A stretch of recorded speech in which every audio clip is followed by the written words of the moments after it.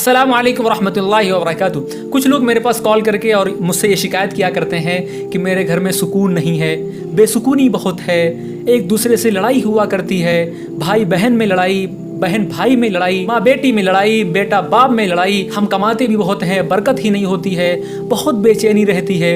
तो ऐसी कोई टेक्निक बता दीजिए, कोई तरीक़ा बता दीजिए, हमारी जो इनकम है वो बचने लगे, हमारे ऊपर कर्जा बहुत है, बहुत यानी ज़िंदगी तबाह हो चुकी है। तो मैं घर में सुकून लाने का सिर्फ एक तरीक़ा लोगों को बताता हूँ, उस तरीक़े के ऊपर अगर आप अमल कर लोगे तो इंशाअल्लाह उसी दिन से आपके घर में सुकून नज़र आएगा। वो क्या है कि आप अपने घर में सिर्फ चीखने और चिल्लाने पर पाबंदी लगा दो। अब्बा से कहो, अब्बा मैं तुम्हारा बेटा हूँ, मैं आपकी इज्जत करता हूँ, लेकिन आप घर में जब दाखिल होगे तो आप अम्मी के ऊपर चिल्लाओगे नहीं, चीखोगे नहीं।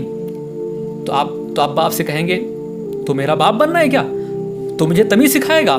तो आप अब्बा से कहना, नहीं अब्बा माफ़ी चाहता हूँ, मैं आपको तमीज़ नहीं सिखा रहा हूँ, बल्कि मैं तमीज़ बता रहा हूँ कि तमीज़ असल में है क्या। अगर आपके अब्बा मान जाए तो ठीक है, ना माने तो उनको उसी हालत पे छोड़ दो, उनसे लड़ने की आपको ज़रूरत नहीं है। फिर आप अपनी बेगम से कहो, बेगम आपको बच्चों को मारने की ज़रूरत नहीं है, आप कोई जल्लाद नहीं हो, आप कोई बच्चों की दुश्मन नहीं हो, आप भी इस घर के एक सदस्य हो। ना बच्चों को आप मारोगे, ना पीटोगे, ना बच्चों के ऊपर आप चिल्लाओगे। बच्चे अगर कोई हरकत कर रहे हैं तो उनको करने दो, भाई वो तो बच्चे हैं। फिर बेगम से कहो कि बेगम तुम्हारे लिए कोई अलग से कानून नहीं आएगा, तुम भी इसी घर की सदस्य हो, तुमको भी इसी कानून के ऊपर अमल करना पड़ेगा।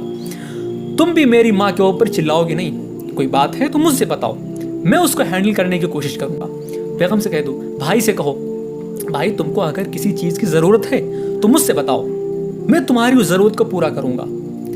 तुमको अगर कहीं जाना है, तुमको पैसे की ज़रूरत है तो मुझसे पैसे लो, मैं तुमको पैसे दे दूँगा, लेकिन इज्जत से बात करो। चीखने की तुमको इजाज़त नहीं है। घर का एक कानून बना दो, एक घर में एक रोल हो, तब उस कानून के ऊपर आप सब लोग अमल करोगे तो इंशाअल्लाह आहिस्ता आहिस्ता आपके घर के हालात तब्दील होने लगेंगे। दूसरा काम आपको क्या करना है कि अपने घर में मोबाइल के ऊपर रोक लगाओ। अपने घर में कहो कि जब भी घर में दाखिल होगे तुम मोबाइल नहीं चलाओगे।